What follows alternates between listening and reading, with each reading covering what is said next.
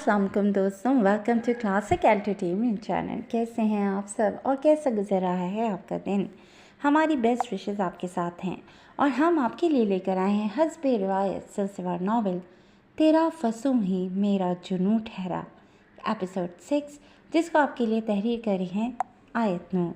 तो चलते हैं नॉवल की तरफ, मगर उससे पहले अगर आप हमारे चैनल पर नए हैं तो हमारे चैनल को लाइक और सब्सक्राइब कीजिए, आइकन बटन दबाइए ताकि हमारी कोई भी एपिसोड आप मिस ना कर सकें।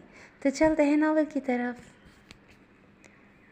ये मुझे नहीं मालूम साहिर, लेकिन फुटेज लाइव है, मेरी नज़रों का धोखा नहीं है। ये शोएब करमानी अपने फ्लैट में ही मौजूद है, शायद तुम्हें वहम हुआ होगा। तारिक दीवार के साथ नस्ब स्क्रीन पर निगाहें जमाए फ़ोन पर उससे मुखातिब था। वहम नहीं है मेरा तारिक, कुछ गड़बड़ है, कुछ तो है जो हमारी निगाहों से ओझल है। शोएब करमानी हमारे साथ कोई खेल खेल रहा है। साहिर की निगाह अब भी शोएब करमानी पर जमी थी, जो अपने 5 साथियों के हमरा एक जानिब मुड़ रहा था। मेरे लिए क्या हुक्म है अब? तारिक ने गहरी सांस लेते हुए दरियाफ्त किया। जहन उलझ कर रह गया था। वो अभी तक समझ नहीं पाया था कि ये सब चक्कर क्या है। मुझे लगता है शोएब करमानी हमें ट्रैप कर रहा है। किसी और शख्स को अपना रूप देकर वहाँ फ्लैट में ठहरा रखा है उसने, और ख़ुद वो अपने मिशन पर काम कर रहा है। तुम ऐसा करो, फ्लैट में मौजूद शख्स पर भी नज़र रखो, साथ ही साथ पुरानी फुटेजेस चेक करो। मैं भी पहुँच रहा हूँ कुछ देर तक, सीसीटीवी फुटेज देखने के बाद ही सब क्लियर होगा। साहिर बात करते हुए आगे बढ़ता चला जा रहा था, जो पीछे से आते किसी शख्स का कंधा उससे टकराया और फ़ोन हाथ से छूटकर दूर जा गिरा। आई एम सॉरी, वो शख्स माज़रत ख्वाहाना लहजे में कह रहा था, जबकि साहिर तो उस शख्स की आंखें देखकर ही ठिठक गया था। वो सूटेड बूटेड क्लीन शेव्ड आदमी साहिर की पहचान में नहीं आया था, लेकिन उसकी आंखें जानी पहचानी सी थीं। Hello, are you alright? वो शख्स चुटकी बजाते हुए उसे होश में लाया। इट्स ओके, साहिर संजीदगी से कहते हुए झुका और अपना फ़ोन उठाया, जिसकी स्क्रीन डैमेज हो चुकी थी, लेकिन सेल फोन की परवाह नहीं थी साहिर को। कहाँ देखा था इस शख्स को? वो दिमाग पर जोर देने की कोशिश कर रहा था, लेकिन याद न आने पर उसने सर झटका। फिलहाल जहन शोएब करमानी में अटका था, किसी और पर गौर व फिक्र करने की फुर्सत नहीं थी उसके पास। सुबह के 9 बज रहे थे जब वो कंधे पर बैग लटकाए एक हाथ में कोई फाइल पकड़े सीढ़ियाँ उतरती दिखाई दी। लाउंज में ही रुदाबा, कोमल और समिया तीनों बैठी कुछ डिस्कस करती नजर आईं। लें जी, आ गई मुस्तकबिल करीब की दुल्हनियाँ। यहाँ हम सब शादी की फिक्रों में बेहाल होने पड़े हैं और एक ही मैडम है जिनके कॉलेज के चक्कर ही ख़त्म नहीं हो रहे। सबसे पहले कोमल की निगाह उस पर पड़ी थी, तभी उसने बाकी दोनों को भी दानीन की जाने में तवज्जो किया। मतलब? दानीन ने अबरूज गाए। मतलब ये भोली गुड़िया कि ज़रा आईने में जाकर अपनी स्किन देखो कितनी डल हो रही है, अपने बाल चेक करो किस कदर रूखे ओह और बेजान हो चुके हैं, अपने हाथ पांव पर गौर करो ना। न जाने कितना अरसा हुआ मैनीक्योर पेडिक्योर करवाए, कहीं से भी लग रहा है कि 2 हफ्ते बाद तुम्हारी शादी है। वो तीनों अब उसे घेर चुकी थीं। तो जिनकी शादी होती है उनके सर पे सींग अगे होते हैं क्या? दानीन उनकी बातों का मतलब अच्छी तरह से समझ गई थी, लेकिन जानकर अनजान बन रही थी। एक बात बताओ दानीन, ये शादी तुम्हारी तरफ से भी लव मैरिज ही है ना? रुदाबा ने बड़ी संजीदगी से सवाल किया। इस सवाल का क्या मतलब है भाई? दानीन हैरान हुई। इसका मतलब है कि कोई ज़बरदस्ती तो नहीं हो रही तुम्हारे साथ? यार, एक हम हैं, अभी से इतने एक्साइटेड हैं शादी के लिए। हमारे ख़ानदान की अहम तरीन शादी है। दिन रात इस सोच में डूबे हैं कि शादी में क्या पहने, बाज़ारों में ख्वार हो रहे। हत्ता कि हम तीनों 2 बार पार्लर का चक्कर भी लगा चुकी हैं, लेकिन जिसकी शादी है वो हर चीज़ से बेनियाज है, कोई इंटरेस्ट ही नहीं, ना शॉपिंग में ना अपनी डेंटिंग पेंटिंग में। ऐसे सर झाड़ मुँह भार जाओगी रुखसत होकर रतन भाई के पास। कोमल आज अच्छी तरह उसकी क्लास ले रही थी। ऐसा कुछ भी नहीं है यार, तुम लोग जानती हो कि स्टडीज़ के मामले में मैं कोई रिस्क नहीं ले सकती। वैसे भी अभी शादी में 2 हफ्ते बाकी हैं, शॉपिंग तो ताई जी और फुप्पू लोग कर रहे हैं ना, तो टेंशन किस बात की है? दानीन ने उनका गुस्सा ठंडा करना चाहा। शादी ताई जी और फुप्पू की नहीं हो रही दानीन आपी, आपकी शादी है, और शादी ज़िंदगी में सिर्फ एक बार ही होती है। आप अपना इतना खूबसूरत वक्त बर्बाद कर रही हैं। चंद दिन अगर पढ़ाई छोड़कर खुद पर तवज्जो दे लेंगी तो कुछ नहीं बिगड़ेगा। वैसे भी इस इतवार को तो आपको माइयों बिठा दिया जाएगा, और आप जानती हैं ना कि हमारी फैमिली में माइयों के बाद दुल्हन घर से बाहर कदम नहीं निकालती। मतलब आपके पास सिर्फ यही एक हफ्ता है, इस टाइम पीरियड को एंजॉय करें यार। समिया ने उसकी दलील को रद्द किया। हाँ, बिल्कुल ठीक कह रही है समिया। दानीन, छोड़ो ये बैग और फाइल, तुम आज कॉलेज नहीं जा रही हो। हमें आज शॉपिंग पर जाना है, पहले तुम्हें पार्लर लेकर जाएंगे, बाद में शॉपिंग के लिए। बस फाइनल हो गया। रुदाबा ने फटाफट प्लान तरतीब दिया।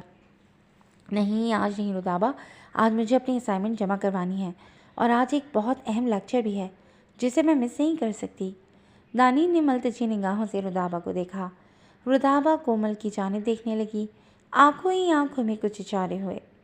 ठीक है, तुम्हारी आखिरी क्लास कितने बजे है आज? कोमल ने सवालिया निगाहों से उसकी जानिब देखा। 12 बजे। दानीन का जवाब मुख्तसर था। ओके फाइन, 1 बजे तक हम तुम्हारे कॉलेज आएंगे तुम्हें पिक करने, जब तक तुम फारिग हो जाओगी। और दूसरी बात, आज ही लीव के लिए भी कह दो कॉलेज में। कोमल ने बात ख़त्म की। जो आपका हुक्म मेरी प्यारी बहनों। दानीन हंसी उसके तहकुमान अंदाज पर, फिर अल्लाह हाफ़िज़ कहते हुए बाहर की जानिब कदम बढ़ा दिए। तारिक इस वक्त एप्रन पहने किचन में खड़ा खाना बना रहा था जब दरवाजे की बेल सुनाई दी। आ रहा हूँ यार, थोड़ा सब्र करो। बार बार बेल बजाए जाने पर तारिक झंझलाया। दरवाज़ा खोला तो सामने अजीम, तलहा और रूहान को खड़े पाया।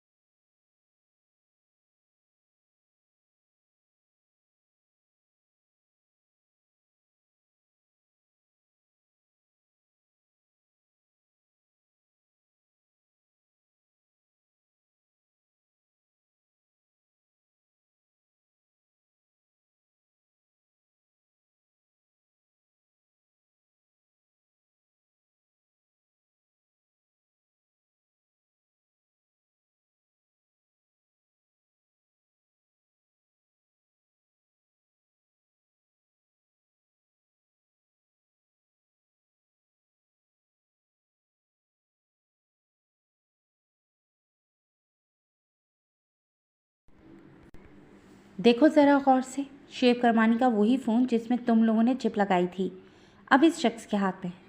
मतलब हमारा हर प्लान शेव करवानी को पहले से पता होता है, और वो उसका कोई तोड़ ढूंढ निकालता है, और हम हर बार धोखा खा जाते हैं इससे। तारिक स्क्रीन में नज़र आते उस शख्स को घूर रहा था जैसे कच्चा चबा जाएगा। वो सब तो ठीक है, लेकिन इतनी शॉकिंग न्यूज़ के बाद तुम इतने मुतमईन कैसे हो तारिक?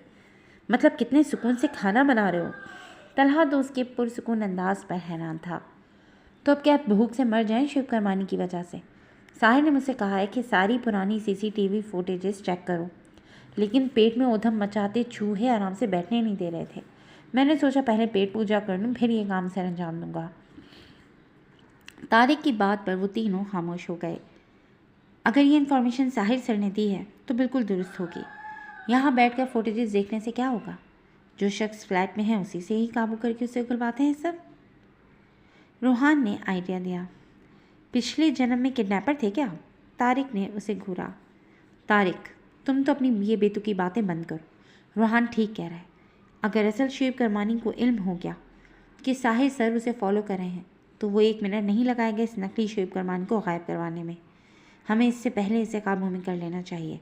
हो सकता है इससे कुछ इन्फॉर्मेशन मिल जाए। तलहा ने भी इत्तफाक किया। ओके, सर की तरफ से मज़ीद कोई अपडेट्स तो नहीं मिली अभी तक। खैर, जैसे तुम लोगों को मुनासिब लगे। तारिक ने कंधे उचकाए। तलहा और रूहान, तुम दोनों जाओ इस नकली शेव करमानी के पास। मैं शॉपिंग मॉल जाता हूँ। हो सकता है सर को हमारी किसी मदद की ज़रूरत हो। अजीम ने जहन में जोड़ तोड़ करते हुए उन्हें मुखातिब किया। Okay let's go Roohan. Talha फ़ौरन बाहर की जाने बढ़ गया। उसके पीछे ही रूहान और अजीम भी फ्लैट से निकल गए। साहिर नीचे गिरा सेल फोन उठाकर सीधा हुआ तो शोएब करमानी और उसके बाकी सब साथी गायब हो चुके थे। डैम इट, अब ये कहाँ गायब हो गए? साहिर तेजी से उस जाने बढ़ा जहाँ टकराव से पहले उन्हें जाते देखा था, लेकिन बेसूद। वो लोग न जाने किस सिमत जा चुके थे। साहिर ने पेशानी मसलते हुए आंखें बंद की। जहन को ज़रा सा सुकून मिलते ही दिमाग में झमाका हुआ। उसने फ़ौरन आंखें खोली। वो शख्स, उसकी आंखें। साहिर बड़बड़ाया। जहन अब तेज़ी से काम कर रहा था। कानों में मेजर उबैदुल्ला की आवाज़ गूंज रही थी। ये जॉनसन है, न्यूयॉर्क के एक हॉस्पिटल में स्वीपर का काम करते हुए। ये अनिल है, इंडिया के एक स्टोर में सेल्समैन के तौर पर काम करते हुए। और ये हबीब है, अरबी लिबास में मलबूस एक होटल के कमरे की तस्वीर है। ये बज़ाहिर देखने में तीनों अफराद अलग अलग नज़र आ रहे हैं, लेकिन ये एक ही हैं, संजय वर्मा, जो भेस बदल कर रहता है और नज़रों को धोखा देना अच्छी तरह जानता है, क्योंकि वो एक छलावे की तरह है जो कब कहाँ किस वक्त पहुँच जाए किसी को खबर नहीं होती। साहिर की निगाहों के सामने वो तमाम तस्वीर उभर रही थी जो उन्हें स्क्रीन पर दिखाई गई थी। इन आँखों को वो कभी भूल नहीं सकता था, और आज जिस शख्स से तसादम हुआ उसकी आँखें भी बिल्कुल वैसी ही थी। संजय वर्मा। अभी जो मुझसे टकराया वो यकीनन संजय वर्मा ही था।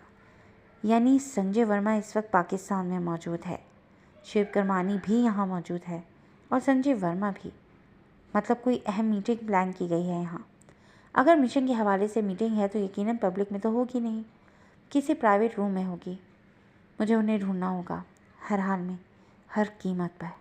साहिर जहन के घोड़े दौड़ाता एक जानिब भागा। चंद राहदारियां मुड़ते हुए वो एक राहदारी में दाखिल होने को था जब सामने दो राइफल बरदार गार्ड्स को देखकर फौरन दीवार की ओट में हुआ। संजय वर्मा दरवाज़ा खोलकर अंदर दाखिल हो रहा था, जिसका यही मतलब था कि शोएब करमानी भी अंदर ही था। अब क्या करूं? साहिर ने बालों में हाथ फेरते हुए सोचने की कोशिश की, फिर कुछ ख्याल आने पर चौंका। सामने निगाह दौड़ाई तो दरवाज़ा लोहे का था, जिसके आर पार कुछ भी देख पाना मुमकिन नहीं था। साहिर ने ट्राउज़र की जेब थपथपाई, फिर जेब से कुछ निकाला। वो एयरबड था। साहिर अब वॉलेट निकाल रहा था। एयरबड था। साहिर अब वॉलेट निकाल रहा था। वॉलेट में एक अदद मकनातीस मौजूद था। उसने कुछ सोचते हुए अपनी शर्ट का सबसे ऊपर वाला बटन तोड़ा, वहाँ से धागा निकालते हुए उस एयरबड को मकनातीस से बांधा। अब इस मकनातीस को किसी तरह उस लोहे के दरवाजे से अटैच करना था, लेकिन कैसे? सोच में गुम साहिर की निगाह राहदारी के अख्ताम पर दीवार से लगे बल्ब तक गई। उसने दोनों गार्ड्स को देखा जो अब बातों में मगन थे। वॉलेट में से 5 रुपए का सिक्का बरामद किया, फिर थोड़ा सा आगे आते हुए बल्ब का निशाना लिया और वो सिक्का बल्ब की जानिब उछाल दिया। सिक्का बल्ब से टकराया, नाजुक सा बल्ब था, फौरन टूट गया। दोनों गार्ड्स की तवज्जो बल्ब की जानिब हो गई। कौन है? वो लोग ये तो जान ही चुके थे कि कोई चीज़ टकराई है बल्ब से, लेकिन किस सिमत से आई थी वो चीज़ उसका उन्हें इल्म ना हो सका। तुम यहीं रुको, मैं देखता हूँ कौन है, एक गार्ड अपने साथी गार्ड से कहता उस राहदारी के इख्तिताम की तरफ चल दिया। दूसरे गार्ड की तवज्जो भी उसकी जानिब थी। साहिर के लिए अच्छा मौका था कि वो नज़र बचा कर निकल जाए। वो झुकते हुए दरवाजे के करीब पड़े एक छोटे से मेज़ की ओट में हुआ, फिर उस मेज़ के नीचे से हाथ गुजार कर एयरबड का मखसूस बटन दबाते हुए मकनातीस दरवाजे की निचली जानिब चिपका दिया, जहाँ फर्श और दरवाजे के दरमियान खला था। किसी की भी निगाह इतनी आसानी से वहाँ नहीं पड़ सकती थी। कौन है शाहिद? दरवाजे के करीब मौजूद गार्ड अपने साथी से पूछ रहा था। साहिर बड़ी एहतियात के साथ वहाँ से निकला। अब वो दीवार की ओर में खड़ा कान में लगे आले की मदद से अंदर होने वाली गुफ्तगू सुन रहा था। संजय सर, आप फिक्र ही मत करें, सब कुछ प्लान के मुताबिक चल रहा है। ये शोएब करमानी की आवाज़ थी, जिसे साहिर अच्छी तरह से पहचानता था। सारा सामान चेक किया, सब कुछ रेडी है? ये शायद संजय वर्मा था, क्योंकि उसके लहजे में तहकम था। हाँ बिल्कुल, इस शॉपिंग मॉल के ओनर मिस्टर हमदानी भी हमारे पार्टनर हैं, इसलिए सामान उन्हीं के पास रखवाया गया था, क्योंकि उनकी खासी इज्जत और बुलंद मुकाम है माशरे में। मेरे अड्डू पर तो रेट का खर्चा था, इसीलिए मैंने रिस्क नहीं लिया। अब किसी को शक भी नहीं हो सकता कि इस शॉपिंग मॉल में ऐसा कोई सामान भी हो सकता है जो इस मुल्क की तबाही का सबब बनेगा। शुएब करमानी का कहका सुनाई दिया था। इतने ओवर कॉन्फिडेंट मत बनो शुएब करमानी। ये मुल्क हमारे दुश्मनों का है और दुश्मन को कभी कमज़ोर नहीं समझना चाहिए। ये मत भूलो कि इस मुल्क के रखवाले अपनी धरती की खातिर सर धड़ की बाजी लगाने को हर पल तैयार रहते हैं। जितनी जल्दी हो सके सामान को मतलूबा जगहों पर शिफ्ट करो, क्योंकि इस प्लान को हर हाल में कामयाब बनाना है हमें। संजय वर्मा का लहजा संजीदगी लिए हुए था। साहिर के लबों पर इस सहजाया मुस्कुराहट बिखरी। मतलब दुश्मन भी उनके चट्टानों जैसे हौसलों से वाकिफ था। पाकिस्तान के रखवाले दुश्मन मुल्क में भी अपनी सलाहियतों का लोहा मनवा चुके थे, जिसका एतराफ़ आज रा का वो ख़ास आदमी अपने मुंह से कर रहा था। डोंट वरी यार, उत्बा की आमद पर लारा को हमसे कोई नहीं बचा सकेगा। शुएब करमानी ने लफ्ज़ उत्बा और लारा पर जोर दिया। साहिर इन अल्फाज पर उलझन में मुब्तला हुआ। तुम हर काम इतने श्योर होकर करते हो, तभी तो हम तुम्हें चुना गया है शुएब। बस ये मिशन मुकम्मल करो, इसके बाद तुम रा की गुड बुक्स में शामिल हो जाओगे। मुंह मांगा इनाम मिलेगा तुम्हें। संजय वर्मा के लहजे में सताइश थी। साहिर ने अब लब भेजे। ये तो आपकी मेहरबानी है जनाब, वरना ये नाचीज़ किस। शुएब करमानी की बात अधूरी रह गई थी क्योंकि उसका फ़ोन बजने लगा था। आई एम सॉरी जेंटलमैन, मैं फ़ोन साइलेंट पर लगाना भूल गया, 1 मिनट। कोट की जेब से सेल फोन निकालते हुए शुएब करमानी उसे साइलेंट पर लगाने ही वाला था जब स्क्रीन पर ब्लिंक करते प्राइवेट नंबर कॉलिंग के अल्फाज पर चौंका। सॉरी, लेकिन बहुत ज़रूरी कॉल है, मुझे ये कॉल रिसीव करनी होगी। शुएब करमानी एक जानिब चला आया। बाकी अफराद अब खामोश खड़े थे। व्हाट? लेकिन ऐसा कैसे हो सकता है? शुएब करमानी की आवाज़ सुनाई दी, यूं जैसे उसे किसी बात पर धचका लगा हो। ओके, वो लब भेज कर कहता कॉल काट गया। क्या हुआ शुएब, सब खैरियत है ना? मिस्टर हमदानी उसके चेहरे पर गुस्से के तासुरात देखते पूछ बैठे। संजय वर्मा भी सवालिया निगाहों से उसे देख रहा था। खैरियत ही तो नहीं है। वो साला ISI की टीम का हेड हमारा पीछा करते हुए यहाँ तक आ गया है। उसे इल्म हो चुका है कि फ्लैट में जो शख्स बैठा है वो शुएब करमानी नहीं है, बल्कि असल शुएब करमानी यहाँ शॉपिंग मॉल में है। वो भी इस वक्त यहीं हमारे के आसपास ही मौजूद है। हमें उसे ढूंढना होगा क्योंकि वही हमारे लिए सबसे बड़ा ख़तरा है। ये उसकी तस्वीर है। बाहर मौजूद गार्ड्स को भी दिखाओ और पूरे मॉल में फैल जाओ। अगर वो हमारा पीछा करते हुए यहाँ तक आया है तो यकीनन कहीं करीब ही होगा। जल्दी निकलो, इससे पहले कि वो चौकन्ना होकर भाग निकले। शुएब करमानी ने तेज़ी से बात मुकम्मल करते हुए मोबाइल पर अभी चंद सेकंड्स पहले रिसीव हुई वो तस्वीर दिखाकर अपने आदमियों को दौड़ाया। साहिर जो दीवार की ओट में छुपा सब सुन रहा था, वो चौंक कर रह गया। मेरे यहाँ होने की इत्तला किसने दी शुएब करमानी को? वो उलझन में मुब्तला हुआ। फिर भागते दौड़ते कदमों की आहट सुनकर कान से आला निकाला और वहाँ से खिसक गया। यार कोमल, और कितनी शॉपिंग करोगी तुम लोग? वो इस शॉपिंग मॉल में उनके साथ इधर उधर घूमती बुरी तरह से थक चुकी थी। एक तो कॉलेज में मगजमारी करनी पड़ी थी, फिर आज वो उसे पहले पौले ले गई थी और अब शाम के बाद का वक्त था और वो उन चारों के साथ शॉपिंग मॉल में ख्वार हो रही थी। चुप करो यार दानीन, कोई इतना बोलती हो तुम्हें शॉपिंग में इंटरेस्ट नहीं है तो एटलीस्ट हमें तो शॉपिंग करने दो। हमने भी तो 2 घंटे पौले में तुम्हारे लिए इंतज़ार किया था ना। कोमल ने उसे डपटा। मैं बहुत थक चुकी हूँ यार, पैर दर्द होने लगे मेरे। दानीन मरे मरे कदमों से चल रही थी। एक बात बताओ, अगर अदन भाई के साथ आती तुम शॉपिंग के लिए तब भी ऐसे ही नखरे करती? रुदावा ने उसे घूरा। नहीं, तब तो एंजॉयमेंट होती। आफ्टर ऑल वो हस्बैंड है इसके। हम भला अदन की जगह कहाँ ले सकते हैं? समन का लहजा तमस्कुराना था। आज वो भी उनके साथ आई थी शॉपिंग के लिए, मजबूरी के तहत ही सही, लेकिन इस शादी में शिरकत तो करनी ही थी ना। एग्जैक्टली, ये सब नखरे बस हमारे सामने ही है, लेकिन आज तुम्हारी नहीं चलेगी दानी। आज हमारा दिन है। तुम भले कुछ ना खरीदो, तुम्हारी तो बड़ी ही इतनी शानदार बन रही है। मुसीबत तो हम बेचारों को है जो अब तक ये ही फैसला नहीं कर पाई कि शादी पर ड्रेसिंग किस तरह की करनी है। रुदाबा ने मुंह बसूरा। मैं यहाँ बैठ रही हूँ, मुझ में मज़ीद हिम्मत नहीं है चलने की। तुम लोगों को जो ख़रीदना है ख़रीदो, मैं वेट कर लेती हूँ। तुम लोग जब फ्री हो जाओ तब यहीं आ जाना, फिर घर चलेंगे। दानीन ने कुछ फासले पर एक बेंच देखा तो वहाँ बैठ गई।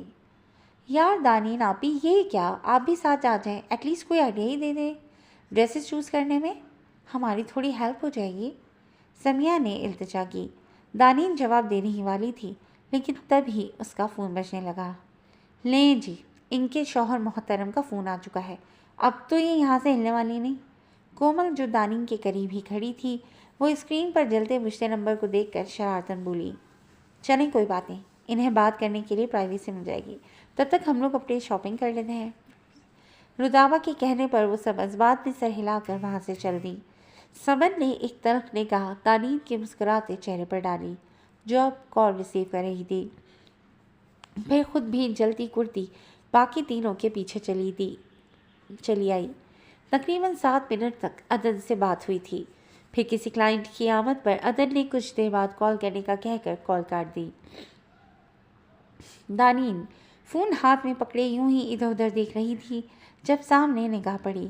वहाँ जेंट्स कलेक्शन थी, shirts, pants, jackets, tie, 3 piece suits, vest वगैरह।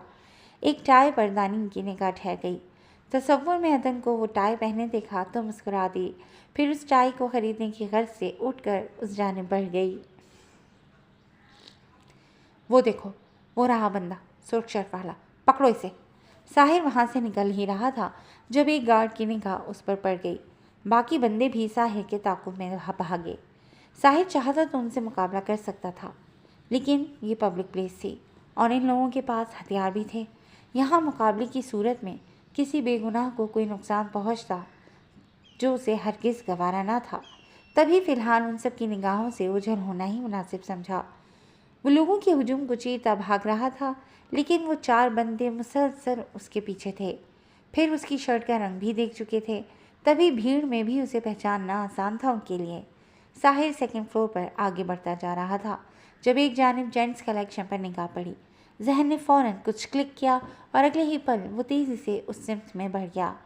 वो बंदे उससे कुछ फासले पर थे। साहिर ने मोड़ मुड़ते ही तेज़ी से एक जानिब लटकती बहुत सी जैकेट्स में से सियाह जैकेट उतारी और भागते भागते ही वो जैकेट पहन ली। चंद कदम आगे बढ़ाते ही साहिर रुका। आगे छुपने को कोई जगह नहीं थी, जबकि पीछे भागते कदमों की आहट हर पल करीब आ रही थी। उसने इधर उधर निगाह दौड़ाई।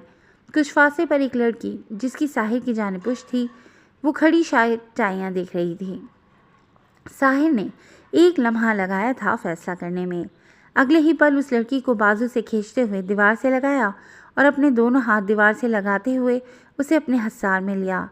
इससे अगला लम्हा उससे भी खतरनाक था, क्योंकि साहिर के लबों ने उस लड़की के रुखसार को छुआ था। दानीन मुख्तलिफ टाइयाँ इधर उधर पलटते हुए किसी बेहतरीन टाई की तलाश में थी। तभी उकुब से किसी ने उसे बाजू से थाम कर खींचते हुए दीवार से लगाया। इससे पहले कि वो कुछ समझती, मुकाबिल उसके दाएं बाएं दोनों हाथ दीवार से लगाते हुए उसके चेहरे पर झुका। दानीन को लगा जैसे किसी अंगारे ने उसके रुखसार को छुआ हो। पीछे हटो, ये क्या बदतमीजी। दानीन ने तड़प कर उसे पीछे धकेलना चाहा था, जब उस शख्स ने उसके लबों पर सख्ती से हाथ जमाया। साहिर के लबों से सरसराहट नुमा लफ्ज़ बरामद हुआ। वो दानीन के बेहद करीब खड़ा था, जबकि दानीन उस शख्स को एक बार फिर से सामने देखकर शॉक्ड रह गई थी। यूनिवर्सिटी के वॉशरूम्स का मंजर आंखों के सामने घूमने लगा था। कहाँ गया वो लड़का? बच्चा नहीं चाहिए वो आज। शेव करमानी के बंदे वहाँ पहुँच चुके थे। यहाँ तो कहीं भी नहीं है, आया तो इसी तरफ था। तो फिर? अबे यार, ये नौजवान लड़के लड़कियों को कहीं सुकून नहीं है। भला शॉपिंग मॉल भी कोई रोमांस की जगह है? दूसरे गार्ड ने बात करते करते जब साहिर और दानीन को इतने करीब देखा तो चेहरा मोड़ गया। साहिर की उनकी जानिब पुश थी। साहिर ने आंखें बंद करते हुए दानीन की गर्दन के उकुब में हाथ रखा, जो खुद को छुड़वाने के लिए मज़ाहमत कर रही थी। इस पल समन भी दानीन को ढूंढती हुई उस सिमत आन निकली थी। दानीन को किसी गैर लड़के से इस कदर करीब देखकर वो चौंक उठी और जल्दी से ओट में हुई, लेकिन फिर हाजिर दिमागी का मुजाहरा करते हुए तेज़ी से सेल फ़ोन निकाल कर कैमरा ऑन किया। तुझे क्या मसला है? तुझे कोई लड़की घास नहीं डालती तो हर किसी से जलता ही रहता है। चल अब उन्हें लगा रहने दे, हमें सुरक्षित वाले लड़के को ढूंढना है, वरना बॉस से शामत पक्की है। तीसरा आदमी कहते हुए उन्हें लिए वापस मुड़ गया। कदमों की आहटें मध्यम हुई तो साहिर उसे आज़ाद करता पीछे हटा। उसके चेहरे पर निगाह पड़ी तो ठटका। जो गहरी गहरी सांसें लेती खुद को नॉर्मल करने की कोशिश कर रही थी। How dare you to touch me, तुम घटिया इंसान। सुर्ख पड़ते चेहरे के साथ आंखों में नमी लिए वो घुटी घुटी सी आवाज़ में चिल्लाई, साथ ही दुपट्टे से बार बार अपने गाल को रगड़ने लगी, जहाँ उस शख्स का लम्स अब तक उसकी जिल्द को जला रहा था। इतना करीब तो वो आज तक अदन से भी नहीं हुई थी जिसके निकाह में थी वो, और आज इस अजनबी शख्स की इस घटिया हरकत ने उसे गोया मार ही डाला था। काम डाउन मिस, मैंने ये सब जानबूझकर नहीं किया। साहिर ने वजाहत देनी चाहिए थी। वो जानता था उसने जो किया वो मुनासिब नहीं था, लेकिन इसके सिवा और कोई चारा भी नहीं था उसके पास। जानबूझकर नहीं किया? बगैर किसी रिश्ते के तुम मेरे करीब आए, मुझे छुआ और अब किस कदर ढिठाई से खड़े सफाई दे रहे हो। जानबूझकर नहीं किया तो क्या मकसद था फिर इस हरकत का? दानीन उसका गिरेबान थामे सवाल कर रही थी। साहिर ने लब भेजकर उसकी सुर्ख पड़ती आंखों में झांका।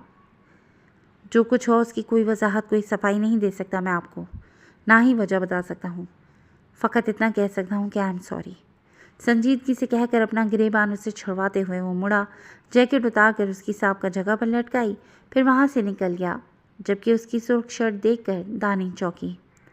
हमें सुर्ख शर्ट वाले को ढूंढना है, वरना बहुत से शामत पक्की है। चंद मिनट कबल यहाँ आने वाले अफराद में से एक ने यह जुमला कहा था। मतलब वो इस शख्स को ढूंढ रहे थे, मगर क्यों? तो क्या उसका अंदाज़ा ठीक था? वो शख्स वाकई कोई गुंडा या कोई गैंगस्टर था जो हर जगह उसके दुश्मन मौजूद थे? आखिर कुछ तो गलत किया होगा उसने, जो यूं लोग उसके पीछे उसे ढूंढते हुए आए थे। दानीन लब भेजती टाई लिए बगैर वहाँ से निकल आई। अरे दानीन, कहाँ थी तुम? कब से यहाँ वेट कर रही हूँ तुम्हारा। बेंच के नज़दीक खड़ी समन, जो अपने सेल फोन में दानीन और साहिर की खींची गई तस्वीर देखकर मुस्कुरा रही थी, दानीन के आते ही चौंकी। जल्दी से फ़ोन की स्क्रीन ऑफ की। कहीं नहीं यहीं थी। दानीन ने लहजे को नॉर्मल रखने की भरपूर सही की, जबकि उसके घबराए से रूप और बार बार दुपट्टे से रुखसार को पोंछने के अमल को समन ने बड़ी गहरी निगाह से देखा था। एक इस्तेज़ाइया मुस्कुराहट ने उसके लबों का अहाता किया। फिर दूर खड़ी कोमल, रुदाबा और समिया के इशारे पर वो दानीन को मुतवज्जा करती सामान उठाए उनकी जानिब बढ़ गई। अलबत्ता अब की बार उसकी चाल में एक सरखुशी की झलक थी। जी दोस्तों, आज के लिए बस इतना ही। कैसी लगी आपको आज की ये एपिसोड? यकीनन पसंद आई होगी। तो जुड़े रहिएगा क्लासिक एंटरटेनमेंट चैनल के साथ, जहाँ बहुत जल्द हम एक नई एपिसोड लेकर आएंगे। Till then take care and अल्लाह हाफिज़।